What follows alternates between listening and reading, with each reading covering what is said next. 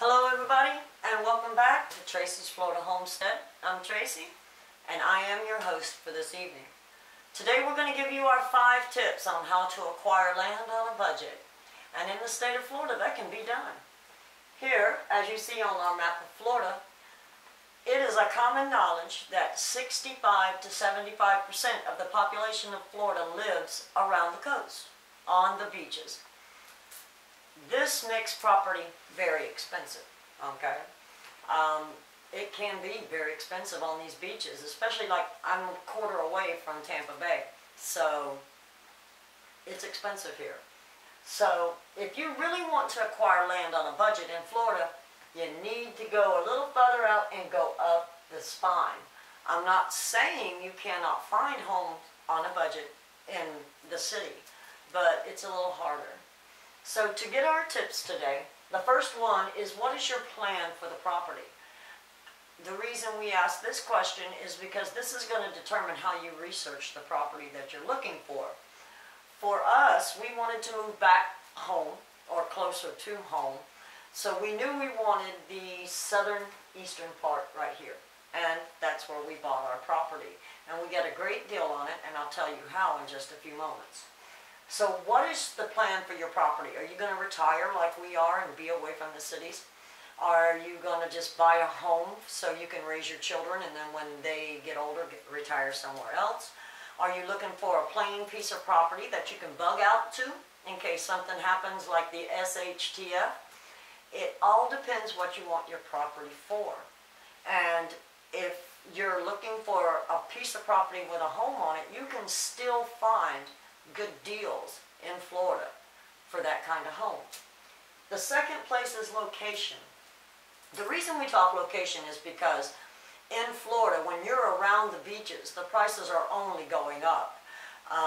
It's common knowledge that 1.1 million people move to Florida every year.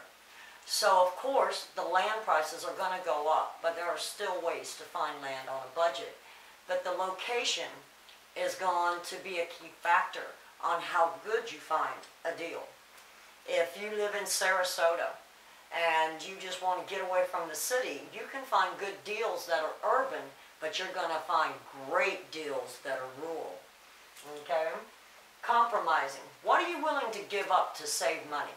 Save money on taxes, school fees, property taxes, power, gas, and all of that, because you have to realize the further you get into the city, all of this is going to start rising in money. So what are you willing to compromise to get a great deal on a piece of property? For me, travel to work is the thing. I would give up shopping. I'm just not a shopper. I don't like to go to the malls and hang out all day. So for me, I would drive an extra 20 minutes to get to work if I got a great deal on a piece of property. It's just something I would give up, and since I don't like to shop, that's not something I don't care about anyway. So compromise. Are you willing to give up, great, entertainment? Maybe you're willing to give up going to the movies or having to travel a little further to go bowling or something like that. That is utterly possible. It's just a compromise. What are you willing to compromise to get a good deal?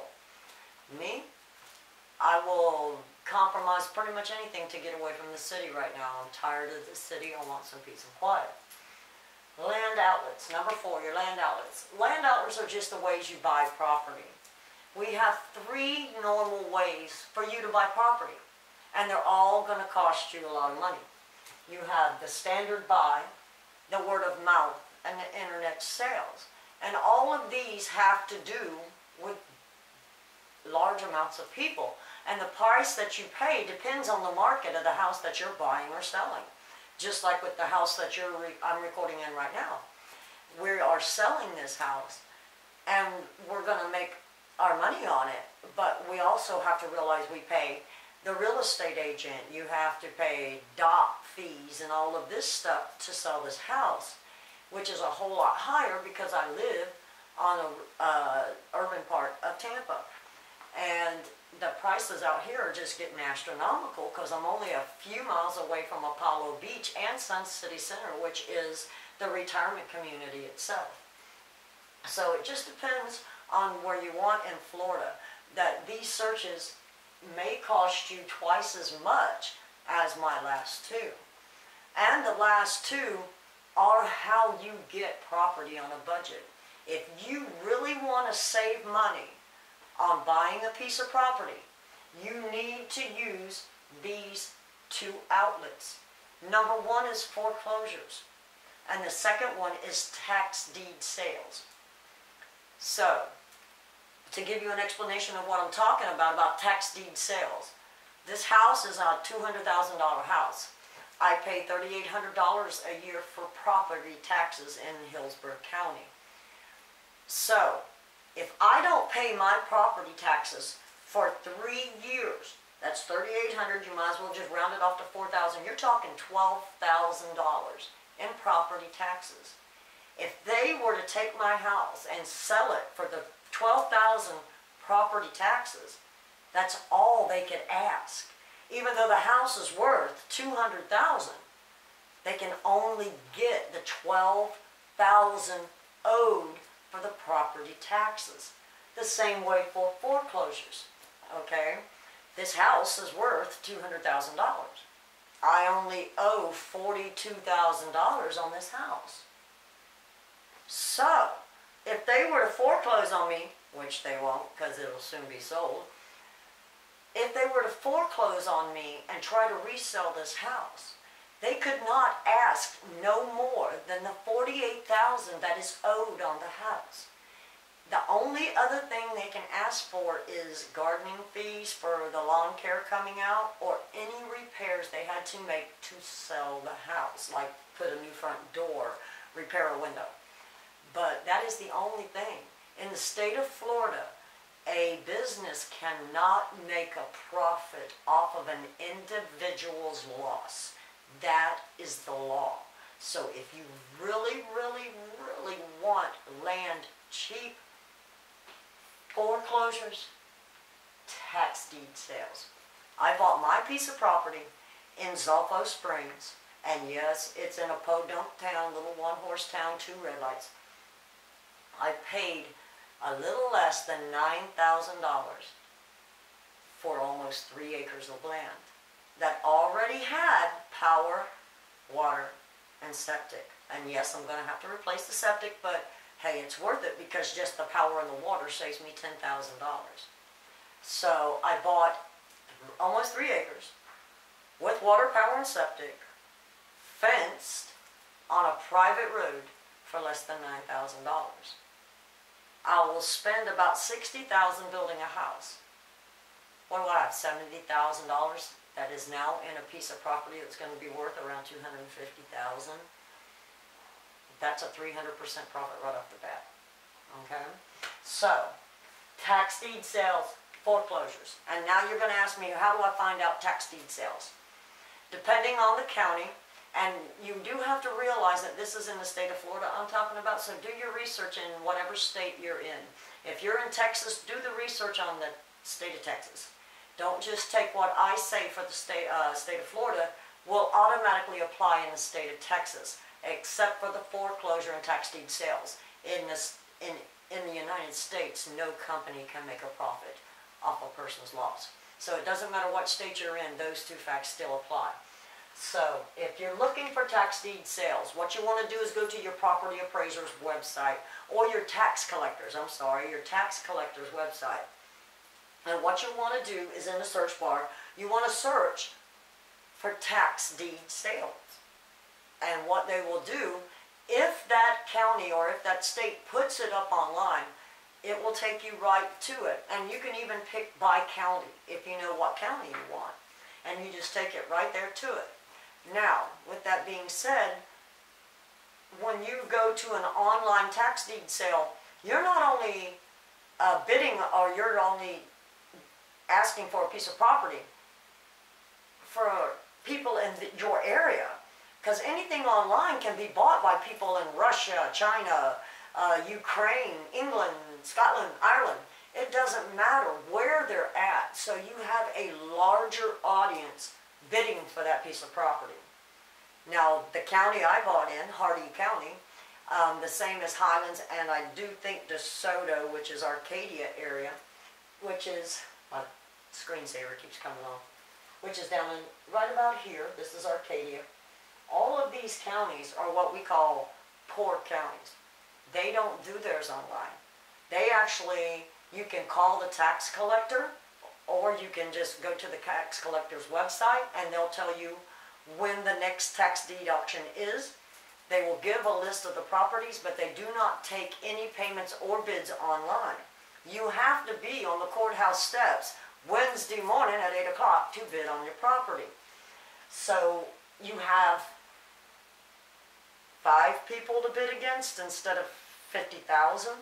So, I mean, there was no one there that day we went. I mean, there was 3 people there, and they were more like investors looking for larger pieces of property. So, what you want to do is in the middle, especially if you're a prepper and you're looking for bug out land. There is so much open land up the spine of Florida. Allen, a budget is killer. Okay, you've got these properties that were large masses of cattle property, and they just chopped it up into land bits. Some of them have power, most of them don't. Some of them have rivers running through them, some of them don't. It just depends on where you buy, do your research. So that brings us to the 5 important tips for when you do find a piece of property and you want to buy it. So the first one is title search. A title search is important. It's going to cost you around $125 to $175 in the state of Florida, but it is very important because this ensures there are no co-owners to the property and there are no liens to the property. A lien can be put on there by anybody. You go and have your mechanic do some work, cost a couple of $1,000s. You didn't like the work, he can put a lien on your property, and you have to pay that lien before you sell it. So there's a lot of different things that go with buying a piece of property to make yourself feel safe. The second one is title insurance, okay? Title insurance just guarantees that when they do that title search, that ain't nothing coming back on you. They've done the search, nothing's happening. Building regulations. In the state of Florida, we've got building regulations due to hurricane impact. I am building a barn-dominium. Most metal barns are only rated at a Cat 1 when they're built.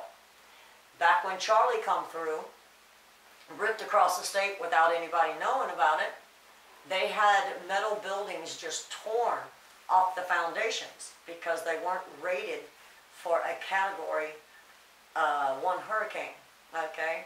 So there were people who had built their homes in them and lost everything because it just lifted its slab off the ground.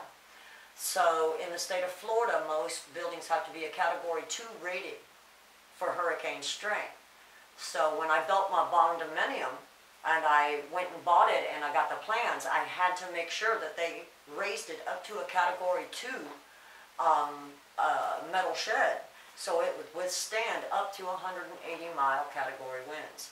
So the regulations depends on what county you're in and what state you're in, because Wyoming won't have those kind. But then again, you might, because you get tornadoes like, whoo, baby. All right, and property designation. There's 3 property designations. You have residential, agricultural, and commercial. Know your property designation, because you cannot have farm animals in a residential area. You cannot build a home in a commercial area. So know your property designation. Mine that I just bought in is agricultural, so I can build a home and have farm animals, which is going to happen. So, and the last one mostly pertains to Louisiana, Mississippi, Georgia, Florida, and South Carolina, I think. Wetlands. Wetlands, for us, is the swamp. Welcome to the swamp. Well, we have 2 of them. We have the Everglades, Miami, south of Lake Okeechobee, and actually Lake Okeechobee, at the bottom of Lake Okeechobee, starts the heavy wetlands into the Everglades. And then up near the top of Florida And into Georgia you have the Okefenokee Swamp. I think I said that right. And when you build a house in these states, you have to make sure, I know in Florida, I don't know about Louisiana because there's so many wetlands in Louisiana, you wouldn't be building a house nowhere. But in the state of Florida, you cannot build a house on wetlands, and you cannot build a house within a certain distance of wetlands. I guess it's due to the water table, but wetlands is another thing you need to check if you're buying a piece of property in the state of Florida, and if you're going to build a home on it like we are. So those are our 5 tips for acquiring land in Florida on a budget. We hope you like it. If you really like the content you're seeing, please hit the subscribe button at the bottom, and don't forget the little bell so you'll be notified when we have new videos coming out, which will be a lot more soon because I'm retiring in 10 weeks. So we hope you have a Merry Christmas, a Happy New Year, and come back and see us soon. Thank you.